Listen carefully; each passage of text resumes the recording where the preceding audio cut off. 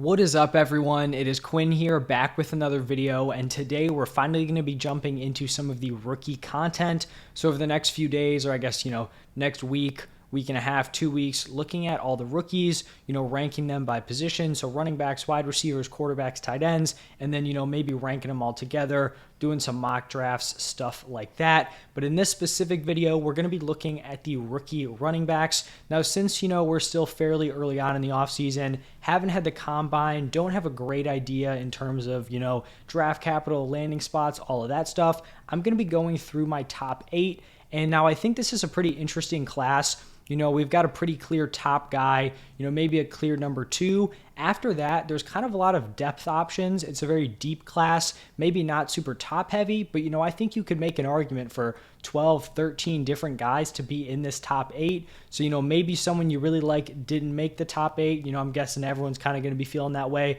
Let me know what you guys think down below in the comment section. If you think a guy should have been in here, let me hear the name. Let me know why. We're going to be running through my top 8 in this video. And if you guys enjoy the content, hit the like button, subscribe to the channel. But let's jump right into it. I kind of referenced a locked-in consensus RB1, and I'm not going to change it up. Bijan Robinson from Texas. I think he's the clear-cut running back 1. He really has everything you would want in an elite fantasy running back 1. And I honestly think the second he gets drafted, if it's even a decent landing spot, he's a pretty solid case to be the Dynasty running back 1, from the moment he does get drafted. He has the workhorse size, 6 feet tall, 220 pounds, no concerns there. He was a 3-year starter at Texas, 2022 season, monster year, played in 12 games, rushed for almost 1,600 yards, 1,580, and then scored 20 total touchdowns. He also has that 3-down skill set. He caught 19 passes for 314 receiving yards.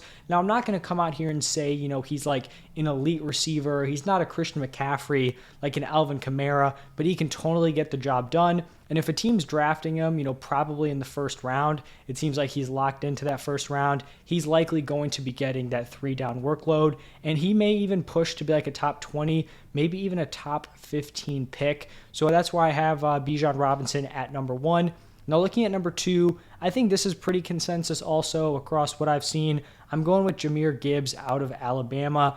I'm honestly pretty high on him. I don't think he's as quite of a slam dunk, compared to Bijan Robinson, but there really is a lot to like here. He is an absolute elite pass catcher. As a freshman, he only played in 7 games, but he caught 24 passes for 303 receiving yards. Then his sophomore season, 35 receptions, 465 receiving yards. Then he transfers to Alabama for his junior season this past year, catches 44 passes for 444 yards.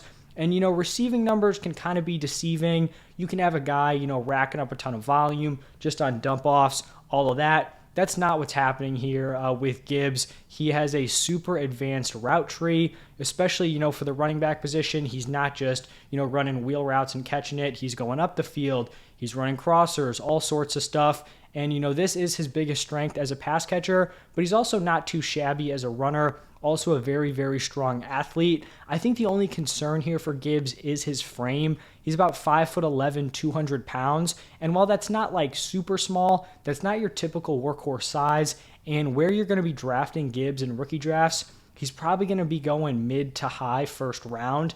And, if you're drafting a guy there, you want him to be a 3-down back. So that's something, we'll kind of have to wait and see on. You definitely don't want to see him get relegated to the 3rd down back role. You do want him to have more of that complete workload. Now, he's probably not going to be a dude who's getting 20 plus touches, a game. But if you can get him 13, 14, 15, and he has that receiving upside, that's really where Gibbs is going to be hitting as a really strong rookie pick.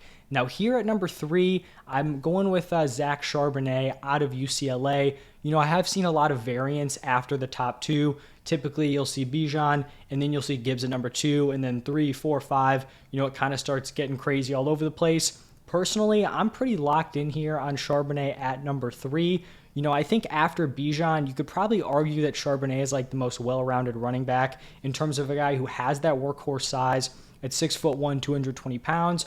Now, he's not coming out here. He's not going to test like a freak athlete. And I wouldn't even describe him as like super elusive, but he can still make dudes miss and is just super tough to bring down.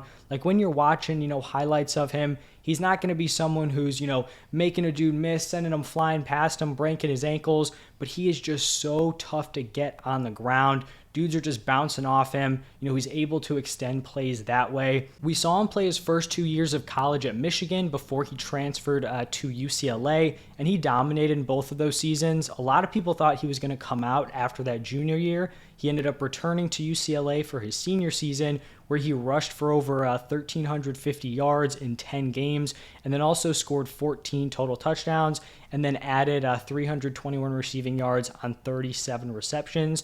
Now, I'm not going to come out here and say he's like some sort of elite pass catcher, but he is definitely serviceable, and I do think he could be someone where, maybe he's not a top 10 running back in the league, but I think he's someone who can handle that 3-down workload, and if given the opportunity, I think he could be a really, really solid, fantasy asset for a team. Now, at number 4, kind of a total switch in terms of play style. I'm going with Achane out of Texas A&M. He's a very interesting player to evaluate because, in terms of playmaking ability, Achane is an absolute monster. He's probably going to be one of the fastest players at the combine. He can get up to speed super quickly, very shifty, just a super fun guy to watch play football in general, super agile with the ball in his hands. The downside with Achane here is his size. So I've talked about some undersized running backs, a guy like Gibbs who's sitting at around 200 pounds. Achane is listed at 5'9", 185 pounds. So very, very small for the running back position. And, we're hearing stuff about him weighing probably anywhere from 170 to 195-ish pounds. You would like to see him get above 190 just in terms of durability. I mean, at this point, with his size, you're really not expecting him to be a 3-down back. That kind of seems pretty unlikely at this point. And he's honestly not a guy who's bad between the tackles. It's just that you're not going to want to run your 190-pound running back up the middle a million times. And he's not going to be someone who's getting 15-plus touches per game. But when you look at his talent, the way he's able to move the ball after the catch, his big playability, you're hoping for him to get in an offense where they're going to get him the ball. He can touch the ball 11, 12 times a game, and that's where you're going to see him, break off those big plays, get into the end zone. You want to see him used creatively, and so that's why he's kind of a tough player to rank because maybe he has a bad landing spot, they don't know how to use him, and then he struggles. He's not a guy who's guaranteed a certain workload, but I do think he does have a pretty high ceiling just based on his athleticism. Now, moving over to number 5, I have Tyjae Spears out of Tulane. Pretty high on him, kind of another undersized back, not as small as Achane, but definitely undersized in terms of a 3-down role. In college, he was listed at around 200 pounds, but ended up weighing in at 204 at the Senior Bowl. I actually think he was under 200, 195, somewhere in there, but he came in at 204 at the Senior Bowl and didn't really lose any speed, just looked just as athletic. He's also a very strong pass catcher, very athletic, coming off of a season where he accounted for 1,837 yards from scrimmage and 21 total touchdowns. So a monster season at Tulane, and his stock has really been on the rise since the Senior Bowl. I think at this point, he's looking like he's going to be a day 2 pick. So I like the guy who has the talent. He may not have that huge workload, like I've talked about with some of these guys, but I think he'll make the most of his opportunities. We know he's a solid pass catcher, so he can fill a role there and then hopefully gain some, early down touches here and there. So Tyjae Spears at number 5. Now at number 6, this is kind of where I started getting into a range where we could have a lot of different options here. At 6, I ended up going with Kendre Miller out of TCU. In 2021, we saw him split that TCU backfield with Zach Evans, who I'm going to get into a little bit, but with Zach Evans transferring, Kendre Miller took over as the RB1 this season. I think he does have the talent to contribute to a backfield from day one. He has a solid frame, 6 foot, 215 pounds, definitely more centered on that workhorse frame compared to some of the other guys I've talked about. It looks like he's not going to be running at his pro day or combine. I believe he's recovering from an MCL injury that he suffered late into the college football season. I don't really think that's going to hurt his stock too much because I don't think he's a guy who's going to go out there, run a sub 4.4, really light it up in terms of like, the combine numbers. So I think it's fine that he's not going to be running in those. What you wouldn't want to see him do is, go out injured, run poor times, and really kind of tank his stock. I think we saw that last year with Kyren Williams, where he was, pretty consistently ranked as like a top 6, top 5 running back in that class. Then his 40 times came out and it just looked terrible. So at least we're not going to, have that sort of disaster with Kendre Miller here. In terms of a runner, he's been scouted to have great vision, and he's also a competent pass catcher. Not going to wow you in that area, but is definitely not a liability. So I really like Kendre Miller here at number 6. Just hoping his draft stock doesn't really suffer, with him, dealing with that injury. Hopefully it won't, but, we don't want to see him fall like into the 5th, 6th round. That would definitely kind of be a bummer there. At number 7, I just mentioned him. It's going to be Zach Evans out of Ole Miss. Like I said, he shared that TCU backfield with Kendre Miller before he transferred to Ole Miss this past year. In 12 games, he rushed for 936 yards, caught 12 passes for 119 receiving yards, and then scored 10 touchdowns. He's another pretty, well-rounded back with solid size. Also, more athletic compared to Kendre Miller, who he did share that backfield with.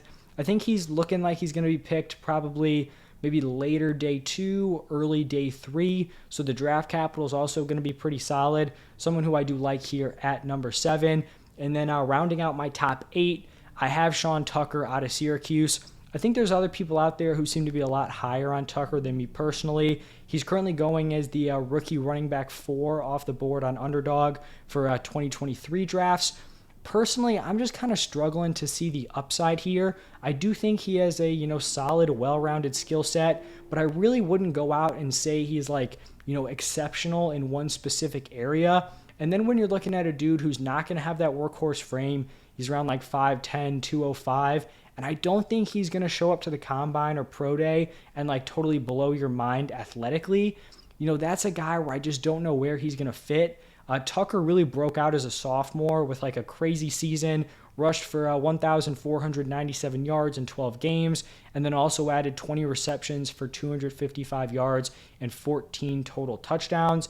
Then he really regressed his junior season, both in terms of the counting stats, but also the efficiency. Like on the ground, he was less efficient. In the air, he caught more passes, but the efficiency really plummeted. He struggled with drops. So he's able to, do some things here and there. He can catch the ball, but he's not great in that area. He's, pretty decent, running up the middle, but at that size, or is that going to translate, to the next level in the NFL? So I do have some questions there with Sean Tucker, but, I still like him a decent amount. He is my running back 8. So just to run through these guys again, at number 1, consensus, Bijan Robinson. 2, Jahmyr Gibbs. 3, Zach Charbonnet. 4, Achane. 5, Tyjae Spears. 6, Kendre Miller. 7, Zach Evans. And then 8, Sean Tucker. Let me know what you guys think about these rankings. What are your rankings looking like right now? Let me know down below. In a few days, probably Friday, I'll have my wide receiver rankings, so stay tuned for those. As always, thank you all for stopping by, and I will see you in the next one.